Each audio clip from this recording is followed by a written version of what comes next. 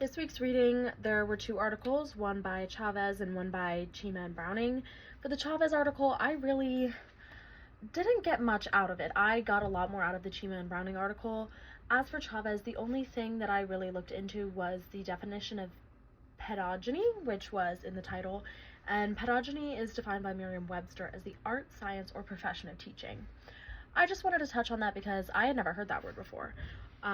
So I figured a lot of other students in this class, my classmates, wouldn't have heard that word or know what that word meant. So that was the only thing I really looked for in the Chavez article.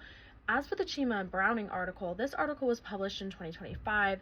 It's called Roles of Passion and Emotions in Social Movements, BLM Activists Niche That Scaled Up the Movement in the Digital Sphere.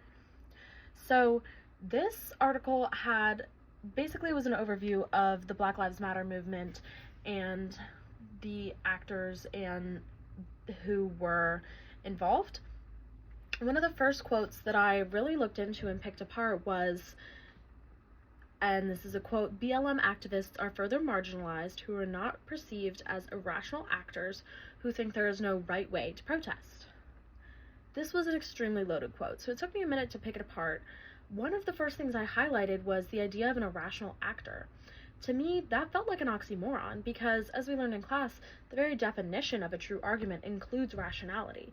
You have to have rationality to be able to understand the other side of the argument and also to be able to make your point in a way that the other side will understand and be able to consume your point.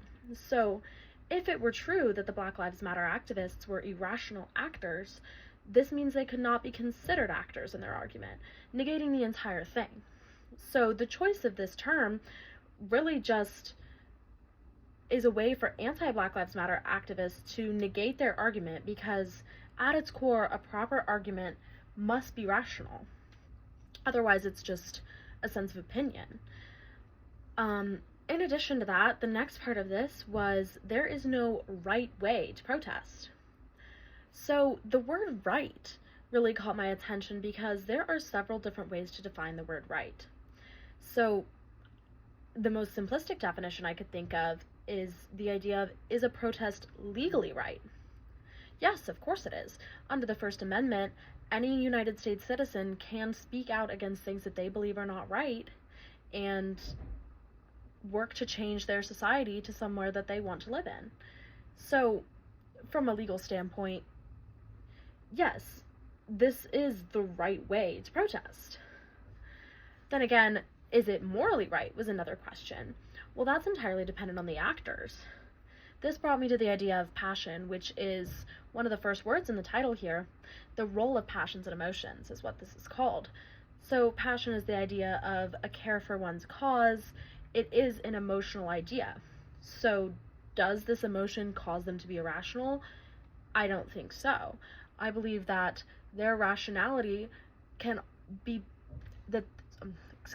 their emotions can be backed up with rational ideas, with evidence, with clear understanding of the other side while also supporting what they believe in. So the last way that I looked at the word right would be from a standpoint of, is it effective?